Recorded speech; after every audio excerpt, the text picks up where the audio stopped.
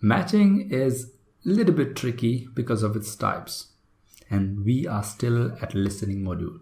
We are solving the question types in listening module. Right. Now, what is this matching? It sounds really weird, and we can get lost in the word itself. But let me show you an example to get it clear.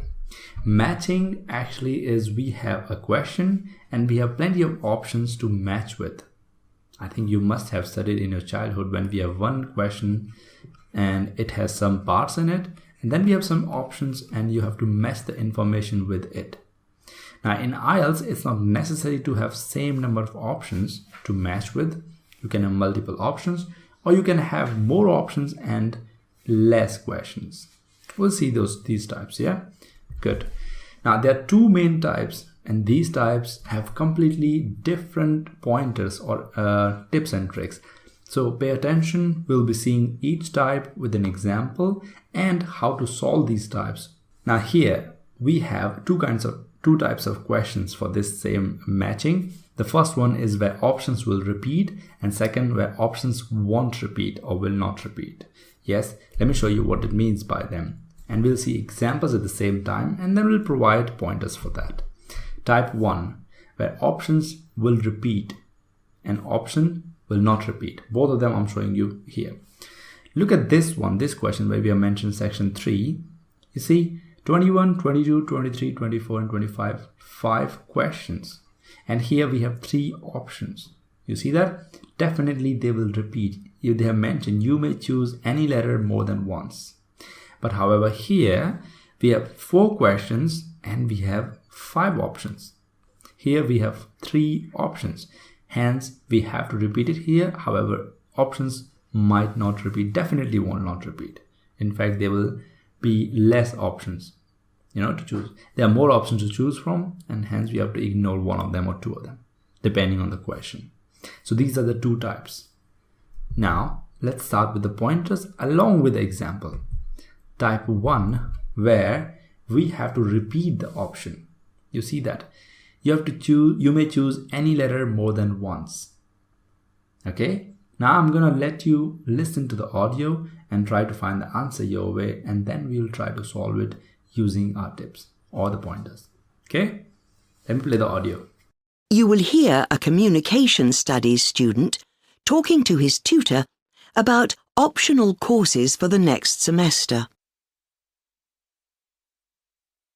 Come in. Oh, hello, Jack. Have a seat. Right. You said you wanted to see me to talk about your options next semester? That's right. We have to decide by the end of next week. Really, I'd like to do all 5 options, but we have to choose 2, don't we? Yes, but the choice depends on your major to some extent.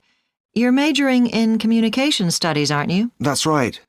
So, for example, the media studies option will cover quite a lot of the same area you did in the core module on mass communications this semester, the development of the media through the last 2 centuries in relation to political and social issues. Well, that was interesting, but I've decided I'd rather do something completely new. There's a women's studies option, isn't there? Yes, Women and Power. Again, it has a historical focus. It aims to contextualize women's studies by looking at the legal and social situation in the 19th and early 20th centuries. So it would be useful if I intended to specialize in women's studies, but I'm not sure I do actually. Well, it might still be useful to give you an idea of the issues involved. It's taught by Dr. Steed. Oh, really? I'll sign up for that then. What about the option on culture and society? That addresses the historical debate on the place of culture since the Industrial Revolution in Britain. So, a historical focus again? Do I get the message you're not so keen on history? Well, it's just that we seem to have done quite a lot this semester. Anyway, I'll think about that one. If you're interested in a course focusing on current issues, there's the option on identity and popular culture. That approaches the subject through things like contemporary film, adverts, soap operas, and so on. That sounds interesting. Can you tell me who runs it? Well, it's normally Dr. Stevens, but he's on sabbatical next semester, so I'm not sure who will be running it. It should be decided by next week, though. Right. Well, I might wait until then to decide. And the last option is Introduction to Cultural Theory, isn't it? I'm quite interested in that too. I was talking to one of the second-year students, and she said it was really useful. It made a lot of things fall into place. Yes, but in fact, in your major, you'll have covered a lot of that already in Communications 102, so that might be less useful than some of the others. Oh, I'll forget about that one then. Now, while you're here, we could also discuss how you're getting on with your core module assignment. Good, we are back. I hope you could find the tricky one because, see, the options are themselves easy to understand but can get confusing at the same time. So the answer for the first one is C, that is 21st. 22nd is A, 23rd is B, 24th is B as well, and 25th is C. If you're thinking that this is the only one-time question, one time that you're having this kind of question where he'll definitely do it, he may or may not do it, and he won't do it will be coming in option, then you're wrong. Very commonly, this kind of question do come, where we have this probability and possibility is in option. Okay. Now, always and always underline the probability, possibility, and certainty. What is the meaning of these three words? The meaning is it might happen, it will happen, it will not happen. Yeah, these are the three things. Let me show you again. He'll definitely do it, he may or may not do it, or he won't do it. Now, what does it mean by that? So when they're playing the audio, they're gonna talk about something about this guy Jack and media studies. They're gonna, as we have heard in the audio, he might not do media studies for some reason. They'll explain the reasons. Second one, women and power. He might do it or he might not do it. Right? So the same way it will continue and you have to find the answer for each. Another tip for this is please understand the sequence. What do you think the sequence will be followed in the options? No. Sequence will be followed in the question from 21 to 25. So basically what's going to happen is they'll talk about media studies first, then women and power, and then culture and society, finally identity and popular culture, and finally the last one, that is 25th. So listen to the sequence. Once you hear this media studies, as soon as talks about media studies are over, please proceed to the next one. Once these talks are over, proceed to the next one. This is how they follow the sequence. Okay. Next type is listen to the both speakers if they have them. Like sometime in section 3. Now, if you look at it, this is definitely section 3. In section 3, you are supposed to have two speakers. Right. This is a conversation. So there'll be two people speaking. Sometime let's say Jack will provide an answer. He'll definitely do it, but the other person may ask him a question and it will lead to he might not do something like women in power. You get my point what I'm saying here. There are two speakers. One speaker might provide an answer as A, but other person's interference could create the answer as B or C. So please listen to both speakers if they are present, because in section 3 they are present. Okay, good. Now let's look at type 2. In type 2, we have where options never repeat. We have 4 questions, 5 options. So I'm going to play the audio. Go for it. You will hear a man talking to an official at a tourist information office. Can I help you? Yes, I was wanting somewhere to stay for a few days, a 4 or 5-star hotel. Can you tell me something about the possibilities? Okay, right. Well, there are 5 hotels that might interest you. Were you wanting a city centre location, or would you be interested in something a bit further out? Well, I do have a car, so I could go for either. Well, there are 2 central hotels in the range you're looking for. There's Carlton House and the Imperial. They're both near the main square, but if you've got your own transport, you might be interested in the Royal Oak. That's out in the country, about 10 kilometres away. Very peaceful. Then there's the Bridge Hotel and the Majestic. They're both in town, but not in the centre. They're out on the airport road. That might be a bit far out, actually.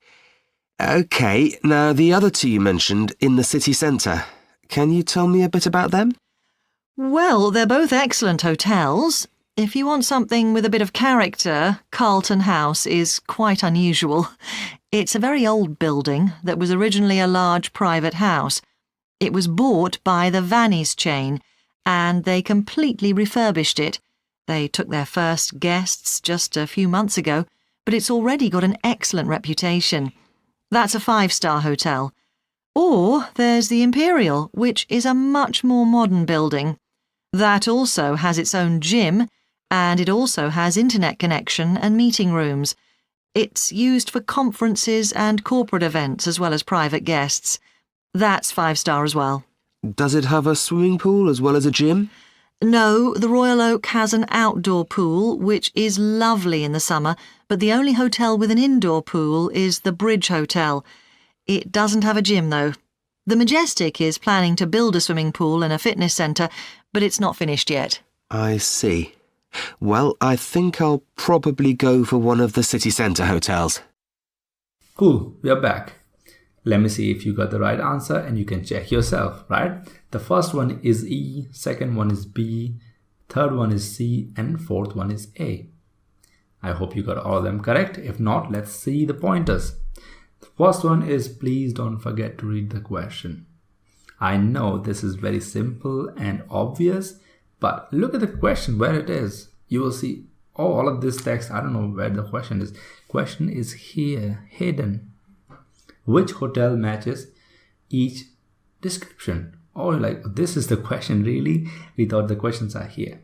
Yes, those are questions, but this is like very important information for you to understand the question. Right. Good. So read this part, find this part where is the question mark so that you can match them. Okay. Second thing is write the option as answer. Sometimes what people do is they write, let's say the first one answer is B. They'll write this one fully instead of B, the Carlton House. It's incorrect if you write the Carlton House. You have to write B as the correct one. That is B, here C. So write the option, not the whole word, rather the letter. Okay, good. Next one is please understand the sequence like we did in type 1. Sequence will be maintained here, not here. So they'll be talking about is in a rural area or only open recently, offers facility for business functions. Sequence will be maintained here, not here. You have to focus on that part. So first they talk about this and they provide you answer for that in the audio. Then they talk about this and answer for this one. Okay, cool. Now, in the case of doubts, I would suggest you to keep two answers. Why am I asking you to keep two answers is, see, when you, let's say, if for the first one you found A and B both as answers, potential answers, not the answers, and in the second one you're pretty sure that B is the answer, then you can definitely eliminate B now and definitely the answer is A. So in the case of doubt, please, you can put two answers as the correct answer. More likely the situation will be that you will get the correct answer when you proceed. Okay, good. Finally, I would say we have understood all the question types in listening.